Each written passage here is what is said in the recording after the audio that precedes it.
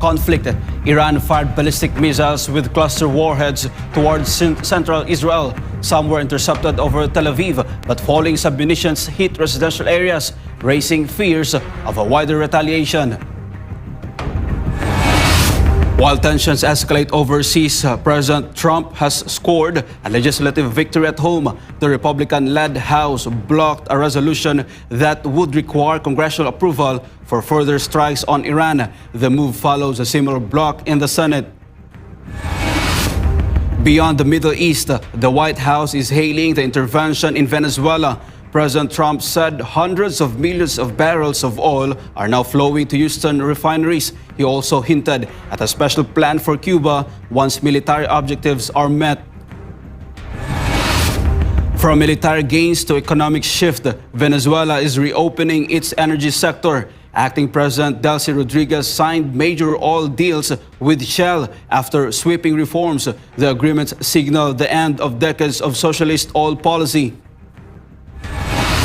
Back home, Davao City's mayor is weighing in on the ICC case. Baste Duterte named those he believes are behind the case against his father. His comments come as the former president's legal team continues to challenge the court's jurisdiction. Meanwhile, a high-profile graft case is heading to court. The trial of former Senator Bong Revilla Jr. over flood control projects in Bulacan is set for April 7th. His camp says the charges will be proven false. I'm Almar Forzuelo. Newsline World starts now.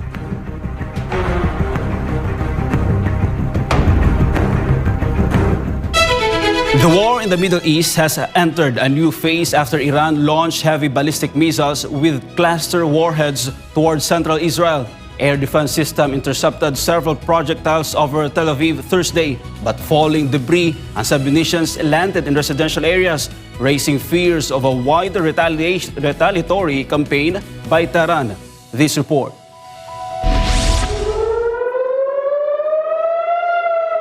On the sixth day of the joint U.S.-Israeli campaign, the skies over Tel Aviv lit up with the streaks of Khorramshahr-4 missiles, among the heaviest in Iran's arsenal.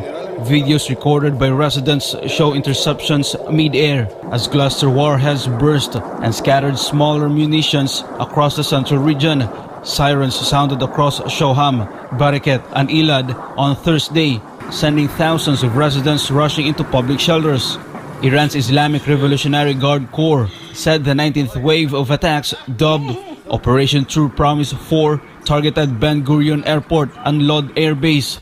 Israeli authorities reported no immediate fatalities from the latest barrage, but the health ministry said nearly 200 people were treated for injuries and anxiety over the past 24 hours. The conflict began Saturday following the assassination of Iran's supreme leader, Ali Khamenei. Since then, U.S. and Israeli strikes have reportedly hit more than 500 targets inside Iran. Despite that, Tehran has continued launching missiles, even as domestic internet connectivity dropped to roughly 1%. With the Strait of Hormuz effectively blockaded and Hezbollah opening a second front in Lebanon, the U.S. Department of War says it is preparing for the next phase of Operation Epic Fury. President Trump has reportedly set a 4-week timeline for regime degradation as global energy markets react to a 90% drop in vessel traffic through the strait. The Republican-controlled House has voted down a resolution that would have required congressional approval before President Trump could order further strikes on Iran, one day after the Senate blocked the same measure. The House voted 212 to 219, largely along party lines, to reject the War Powers Resolution, which Democrats had pushed to limit Trump's authority to conduct military action against Iran without congressional sign-off. It follows Wednesday's Senate vote, where the measure was blocked 53 to 47. The back-to-back defeats lay bare the sharp partisan divide over the Iran strikes, with Democrats broadly condemning the military action as illegal and Republicans rallying behind President Donald Trump. Several Democrats pointed to the U.S. Constitution, which grants Congress the sole power to declare war. Under the 1973 War Powers Act, a president can only order limited military action without congressional authorization in the event of a national emergency, an attack, or imminent threat against the United States. The failed resolutions leave Trump with a free hand to continue operations with no binding congressional check on further military action in the region. U.S. President Donald Trump has declared the recent intervention in Venezuela a resounding success, confirming that hundreds of millions of barrels of oil are now flowing to refineries in Houston. Speaking in Washington, the president also signaled that a special plan for Cuba is in the works once the current military objectives in the Middle East are finalized. Jane Cudnita has the details. President Donald Trump took a moment to praise U.S. Secretary of State Marco Rubio during a Friday briefing, giving him credit for his administration's rapid shifts in Latin American policy. Trump highlighted the successful stabilization of Venezuela following the capture of Nicolas Maduro last month. According to the president, the new interim leadership under President Delcy Rodriguez is working in lockstep with Washington. The primary result has been a massive influx of Venezuelan crude into U.S. ports, which Trump claims is returning record-breaking profits to the Venezuelan people through a new cooperative refining agreement. Venezuela is going great. It's been stabilized. We have a wonderful person as your president-elect, Delcy Rodriguez, and she and her staff have been doing a fantastic job working with us. We're taking out hundreds of millions of barrels of oil, and it's going to Houston and various other places where it's being refined, and we're sending them back far more money than they've made in many years. Turning his attention to the Caribbean, the president teased what he called a special project for Cuba. While Secretary Rubio is reportedly eager to address the island's transition immediately, the president stressed a more measured approach, citing the need to finish the current Iranian conflict first to avoid a multi-front collapse. Trump expressed confidence that many Cuban Americans would soon be able to return to a transformed island, though he jokingly added that he hoped they wouldn't stay there permanently, as the U.S. still needs their talent at home. Next one is going to be, we want to do that special Cuba. He's waiting, but he says, let's get this one finished first. We could do them all at the same time, but bad things happen. If you watch countries over the years, you do them all too fast, bad things happen. We're not going to let anything bad happen to this country. But what's happening with Cuba is amazing, and we think that we want to finish this one first, but that will be just a question of time before you and a lot of unbelievable people are going to be going back to Cuba. Hopefully not to stay. We want you back, and we don't want to lose you. We don't want to make it so nice that they stay. But some people probably do want to stay. They love Cuba so much. I hear it all the time. The president's comments underscore a dual-track foreign policy, maintaining high-intensity kinetic operations in the Middle East, while simultaneously rebuilding the economic and political landscape of the Western Hemisphere. For the White House, the Venezuela model of oil for stability is now the blueprint they hope to replicate across the region. This has been Jane Cudnita, Global Citizen Correspondent, reporting for Newsline World. In a radical departure from decades of socialist policies, Venezuela's acting president Delcy Rodriguez has signed several major energy agreements with Shell. The move, witnessed by U.S. Interior Secretary Doug Burgum, comes after the swift reform of the country's hydrocarbon laws, signaling to the global market that the nation's vast oil reserves are once again open for private exploitation.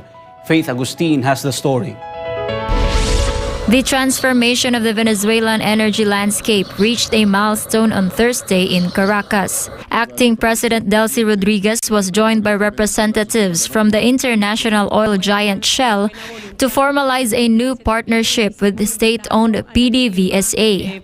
The signing follows a meeting with U.S. Interior Secretary Doug Burgum, who praised the administration for its aggressive legislative reforms. In late January, the Venezuelan Congress approved changes to the organic hydrocarbons law, stripping away prohibitions on private oil exploitation that were the hallmark of the Hugo Chavez and Nicolas Maduro eras.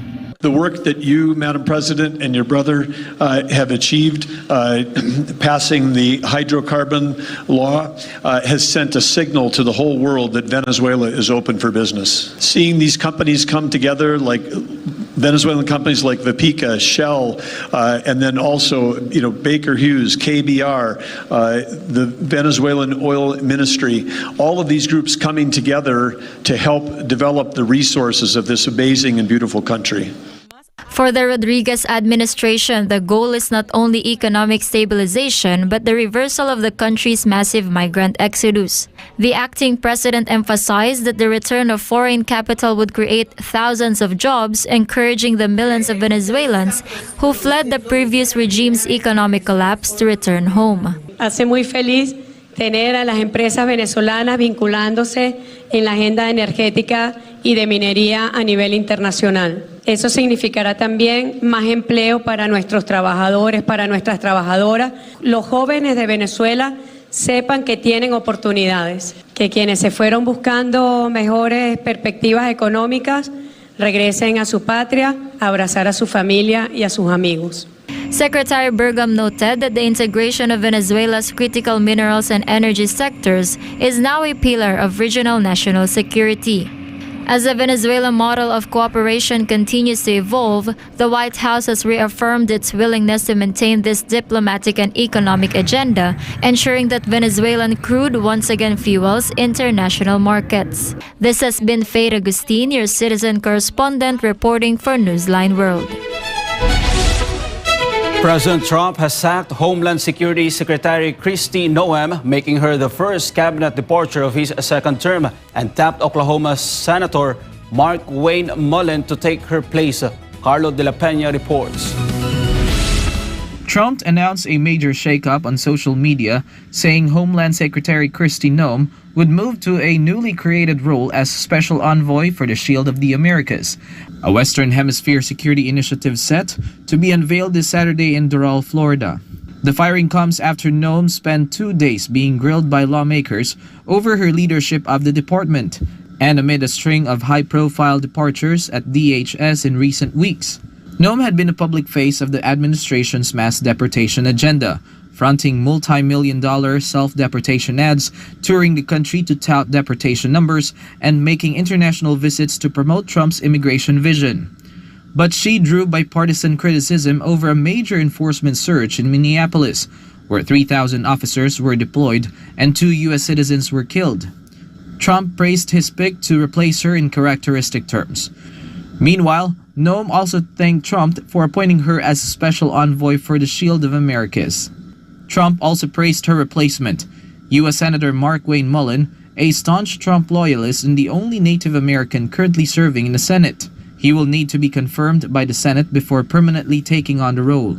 The reshuffle is the most significant personal change at DHS since Trump's return to office, following the earlier departures of ICE Deputy Director Madison Sheehan and Department spokesperson Tricia McLaughlin. Reporting for Newsline World, this has been Carlo de la Peña, SMNI News. Up next, Davao City Mayor Baste Duterte is weighing in on the ICC case, naming those he believes are behind the case against his father. His comments come as the former president's legal team continues to challenge the court's jurisdiction. And meanwhile, a high-profile graft case is heading to court. The trial of former Senator Bong Revilla Jr. over flood control projects in Bulacan is set forth April 7th. His camp says the charges will be proven false. More news when Newsline World returns.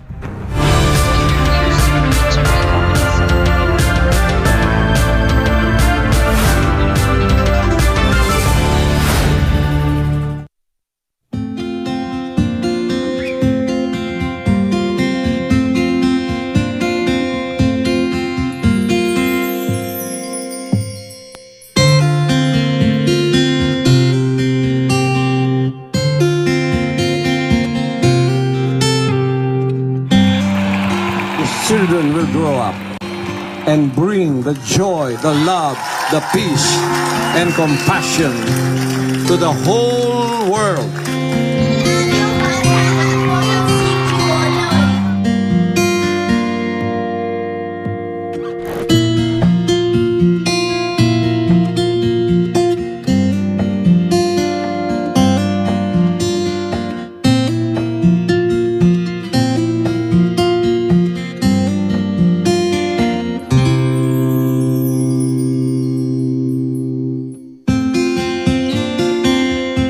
We only have one planet. We only have one Earth. And I hope that this new generation of children that we have reached out will become millions and billions and bring peace on Earth. Bring peace to humanity.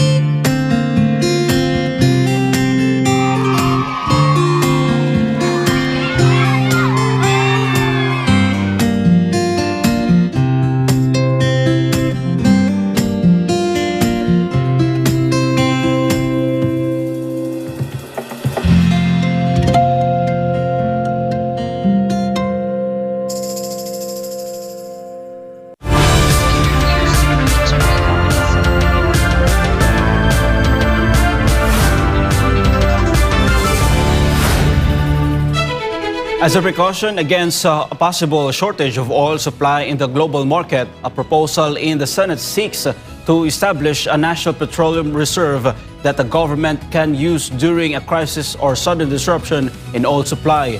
Naomi Perez reports.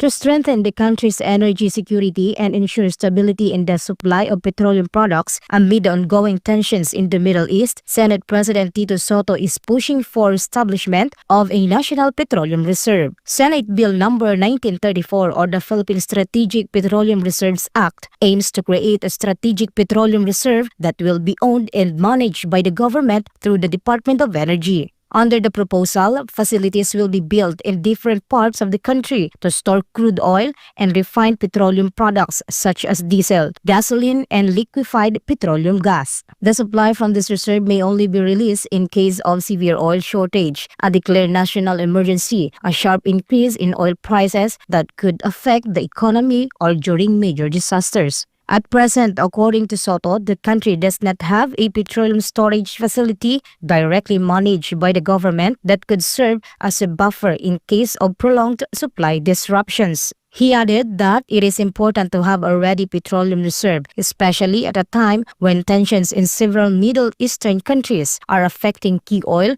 shipping routes, and oil refineries. Reporting for Newsline World, this has been Naomi Perez, SMNI News.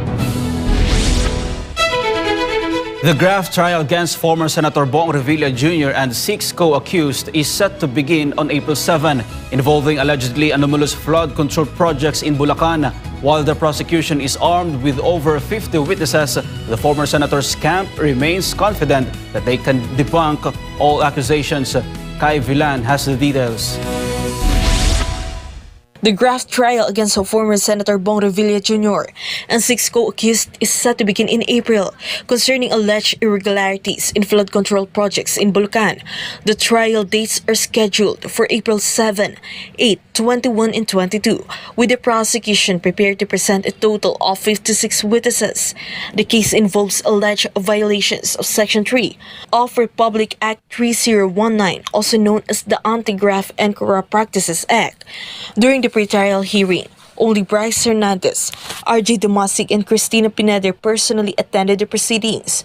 Although the former senator was not subpoenaed, his camp utilized a special power of attorney to represent him during the hearing. Meanwhile, Revilla's legal team remains confident. They insist that they are ready to prove that the former senator had no involvement in the allegations thrown against him, with the defense prepared to present 14 witnesses of their own. The legal team is ready with its defense. All along naman, we have maintained or mini-maintain naman ng legal team na wala talagang partisipasyon si former Senator Bong Revilla sa mga alegasyon laban sa kanya. So, we are ready, no? Insofar as yung 56 na yun, hihintay na lang po namin and haharapin namin ito as they are presented sa trial. Meanwhile, the Office of the Ombudsman has begun interviewing and drafting affidavits for the witnesses. According to the prosecution, the trial dates may be shortened depending on the weight and significance of each individual's testimony. Pagkatapos ng arraignment, nag-start na kaming mag-interview ng witnesses, so we are ready with the witnesses. Pero for the trial dates on April, we are ready with the 8 witnesses for the 8 trial dates. Siyempre hindi ko pa mabanggit kung sino yung mga pangalan nila, pero nag-start na kaming gumawa ng affidavits nila. Ang sabi kasi namin, kahit na 56 yung witnesses, depende dun sa testimony ng isa, baka corroborative lang yung iba, we can dispense with the others. So maso-shorten pa rin yung trial dates namin. In the end, Revilla's camp emphasized that they respect the rule of law and that the former senator is prepared to face all of this until the very end. Ginagalang din namin ang tamang proseso. Ginagalang din namin ang korte at ang mga proseso nito at susunod kami sa tamang proseso. Magta-trial tayo, haharapin namin ito. Siyempre, nakakalungkot na ganito yung mga nangyayari pero he remains steadfast at lalaban po siya. Reporting for Newsline World, Kai Villan, SMNI News. The iftar celebration of the Embassy of Malaysia in Makati became a symbol of unity and diplomacy, providing not only a moment of spiritual reflection for the Muslim community, but also strengthening relations and cooperation between Malaysia and the Philippines. Angel Pastor reports. The iftar celebration held at the Embassy of Malaysia in Makati on March 4 became a meaningful gathering that promoted unity, faith, and diplomacy among Malaysia, the Philippines, and other guests. The event was led by Malaysian Ambassador Dato Abdul Malik Melvin Castellino Anthony and was attended by several government officials, members of the media, and other non-Muslim guests. The iftar dua, the prayer before dinner that marks the end of the daily fast during Ramadan, was also conducted. According to the ambassador, iftar is more than just sharing a meal. It is a spiritual gathering that deepens faith and provides an opportunity to strengthen relations between countries, not only through formal meetings, but also through moments of friendship and personal interaction. Gatherings such as iftar also reflects the universal values of kindness, generosity, and inclusivity, which transcends cultural and religious differences. The embassy also demonstrated their form of prayer as a symbol of gratitude and devotion. The ambassador also highlighted the role of the Philippines as ASEAN chair, particularly in strengthening cooperation in social welfare, tourism, and culture under the ASEAN socio-cultural community to promote inclusive development in the region. In terms of tourism, Ambassador Castellino proposed cross-country programs and stronger collaboration in the creative industries, such as handicrafts and trade fairs, to further expand cooperation between the two countries. The other way is, of course, to look at how we can utilize certain aspects of tourism, for instance, the creative industries, by bringing these two players together. For instance, the arts and handicraft, Malaysia has advantage, Philippines advantage. Maybe we can come together and maybe through fairs and of course trade shows to be able to push forward this agenda. He also mentioned collaboration in halal tourism, where Malaysia is helping the Philippines develop halal restaurants and Muslim-friendly accommodations in hotels. Meanwhile, amid the continuing tensions in the Middle East, the ambassador called for peaceful dialogue to prevent negative impacts on the economy, including those affecting the Philippines and overseas Filipino workers. So in this case, Malaysia is urging all parties involved in the conflict to please come to a negotiating table and, of course, find ways to solve the issue without resorting to war, which, of course, will cause severe disruptions to not only the economy, but also, of course, to the people who are involved in this, especially like the Philippines, who have so many of your OFWs there, including Malaysia and many other countries. He added that although the conflict is still in its early stage, he believes ASEAN countries will work together to support one another amid the current crisis. For God in my beloved Philippines, Angel Pastor, SMNI News. Davao City Mayor Baste Duterte shared his assessment on who may be behind the ICC case against his father, former President Rodrigo Duterte. MJ Mondeja reports.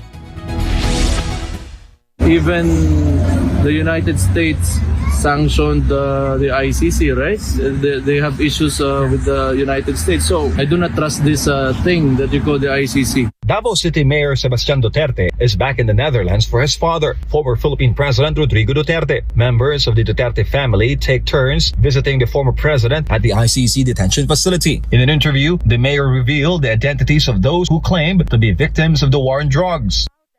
The narrative of the left against our narrative. That's it. Sino ba yung mga nandyan? Mga NPA naman yung mga nandyan. Kasi sila yung tinamaan during the time of his administration. And they went around Europe playing the victim card. Aside from the anti-drug campaign, the previous Duterte administration also intensified its anti-insurgency efforts. Many members and sympathizers of the CPP, NPA, NDF reportedly returned to the government. Duterte also insisted that now that his father is no longer in office, leftist groups are targeting him.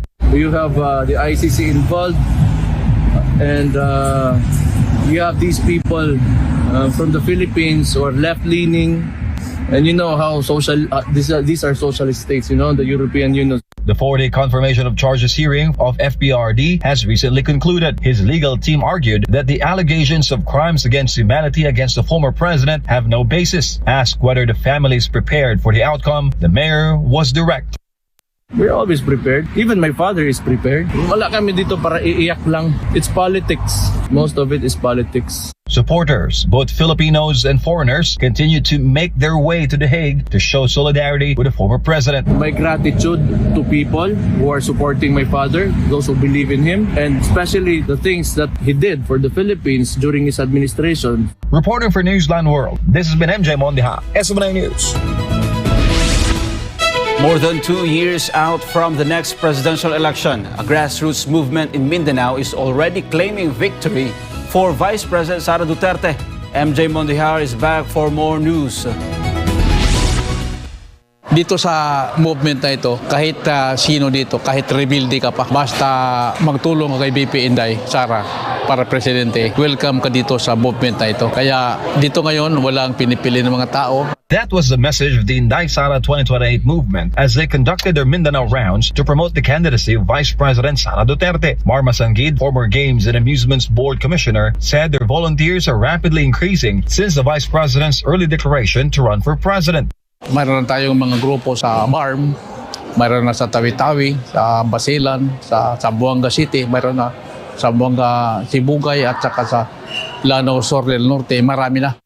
Instead of protest actions, the group is preparing now for the 2028 presidential polls. And as a show of force, the movement will hold a large gathering here in Davao City on May 9. According to Masangid, supporters from Mindanao, Visayas, and Luzon are expected to attend.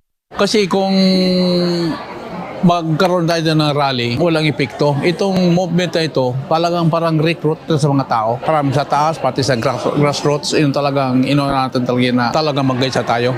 Although the elections are still far off, the group is already declaring that the contest is over and that Duterte will be the next president of the Philippines. This comes despite the impeachment case being faced by the vice president in the Philippine House of Representatives, which political analysts see as a deliberate attempt to block her from the 2028 race. Wala na, presidente na. Nag-antay lang tayo ng 28. Itong mga grupo, yung sa kabila, nag-antay na lang kayo ng 28 movement. Pagdating ng 28, siba talaga yun dyan. Wala lang kayong magawa dyan. Wala lang kayong... Kaya ngayon dito, kung pwede, inyong sirain at banatan si BP Inday para masira talaga. Pero wala na yan. The movement is also banking on public anger toward the Marcos administration, framing 2028 as a revenge vote over corruption and what supporters describe as a government that refuses to listen. Hindi lang tao nagtapo kay Marcos, kundi talagang galit na. Kaya lang ayaw ni Marcos makinig. Yan talaga totoo.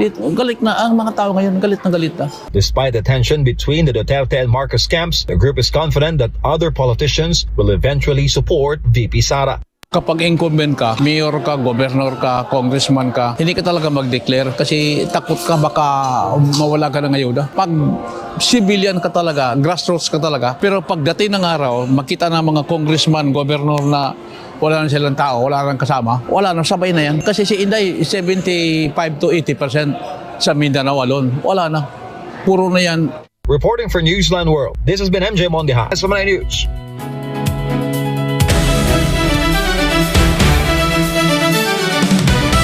In sports, Olympic champion Kaylee Hodkinson will spearhead Great Britain's medal campaign at the upcoming World Athletics Indoor Championships in Poland later this month. Meanwhile, Dallas Mavericks rookie Cooper Flagg reached another major milestone after becoming the second youngest player in league history to score 1,000 career points. Here's Carlo De La Peña for the latest updates. Hodgkinson enters the competition in strong form after recently breaking the long-standing women's indoor 800-meter world record just 4 weeks ago. The 24-year-old, already a three-time outdoor world medalist, will be making her first appearance at the World Indoors and is aiming to capture the indoor world title. She could also be considered for Great Britain's 4x400-meter relay squad after setting a personal best of 51.49 seconds in the 400 meters earlier this month. Defending champion Jeremiah Azu will attempt to retain his men's 60-meter crown, while World 200-meter silver medalist Amy Hunt and British record holder Dina Asher-Smith will compete in the women's 60 meters. Meanwhile, 2023 world champion Josh Kerr will look to reclaim that 3,000-meter indoor title he previously won in Glasgow 2 years ago. Great Britain will also rely on Georgia Hunter-Bell and Gemma Reekie in the women's 1,500 meters as they chase podium finishes. Pole vaulter Molly Cottery and 800-meter runner Ben Pattison are likewise targeting returns to the global podium, while reigning world indoor 400-meter champion Amber Anning has opted out to focus on preparations for the outdoor season, including the Commonwealth Games and European Championships. Flagg achieved the milestone during his return game against the Orlando Magic after missing 8 straight games due to a foot injury. He reached the mark with a putback basket at a 9:51 mark of the first quarter. The number 1 overall draft pick now ranks as the second youngest player to reach 1,000 career points, trailing only Los Angeles Lakers superstar LeBron James. Flagg could have become the youngest to reach the milestone if not for the left midfoot sprain that sidelined him earlier this season. Despite the setback, the achievement highlights Flagg's strong rookie campaign. Since returning to action, fans have continued to witness his impressive performances for Dallas. So far this season, Flagg is averaging 20.4 points, 6.6 rebounds, and 4.1 assists per game, further strengthening his case as one of the league's most promising young stars. Reporting for Newsline World, this has been Carlo De La Peña bringing you the latest sports news.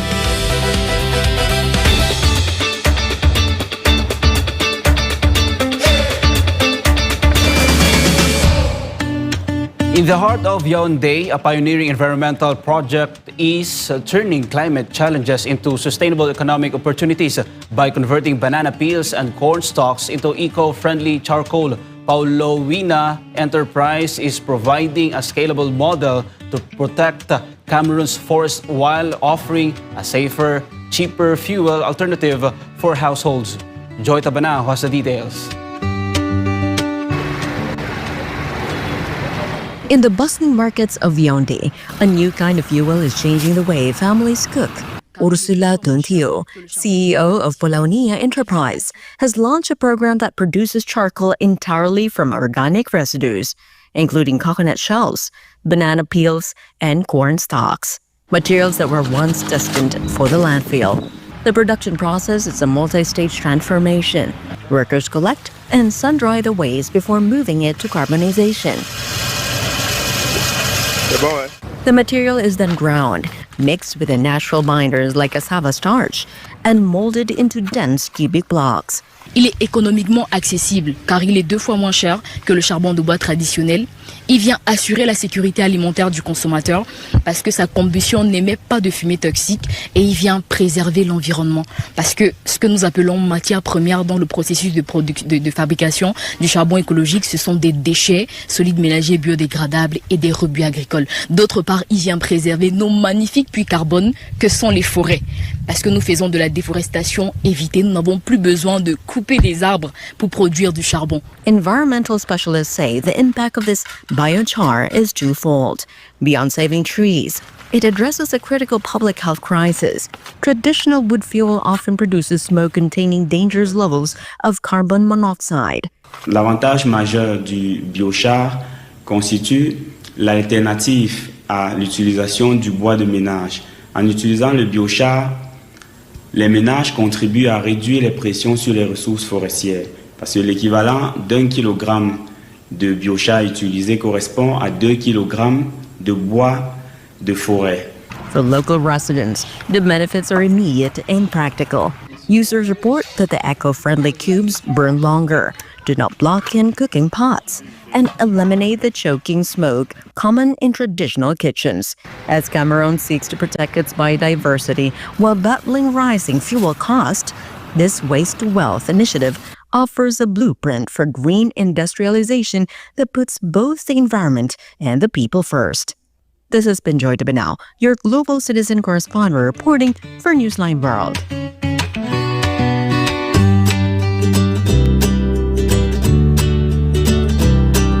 Punch, the baby monkey who stole hearts worldwide with his adorable attachment to a stuffed toy, is growing up fast. As he starts to outgrow his beloved plushie, he's now embracing a whole new chapter, making new friends as he socializes with his fellow monkeys at the Ichikawa City Zoo in Japan. Stella Maris has the story. Born in July 2025, Punch captured the hearts of netizens after photos showed a tiny macaque hugging a plush orangutan toy given by zookeepers to help him practice clinging, a natural behavior for young monkeys. The toy became his source of comfort during his early months after he was abandoned by his mother. But recent updates from the zoo show that Punch is beginning to grow more independent. Zookeepers have observed that he is now spending less time holding on to the plush toy and is instead exploring his surroundings and interacting more with other monkeys in the enclosure. Staff said Punch has started approaching other macaques, sitting near them, and occasionally climbing onto them as he learns the social behaviors of monkey groups. These interactions are seen as an important step in helping him integrate into the troop and develop normal social relationships. Despite these changes, Punch still occasionally keeps the plush toy nearby, particularly during rest time. The young macaque now appears more confident and curious as he continues to adapt to life with other monkeys. Punch's touching story has also drawn significant public attention. Visitors have been flocking to Ichikawa City Zoo to catch a glimpse of the once lonely monkey who became famous online for hugging his stuffed companion. Zoo officials said the growing interest has helped bring more guests to the facility, many eager to see how Punch continues to grow and make new friends. This has been Stella Maris, your citizen correspondent, reporting for Newsline World. And before we end, may you be inspired with the words of the sun.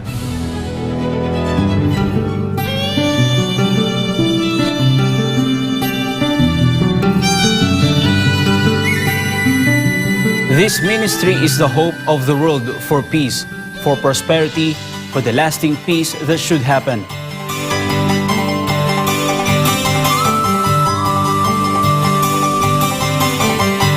And that's all for this edition of Newsline World. For God and my beloved country, the Philippines, I'm Almar Forzuelo. Thank you for watching. Goodbye.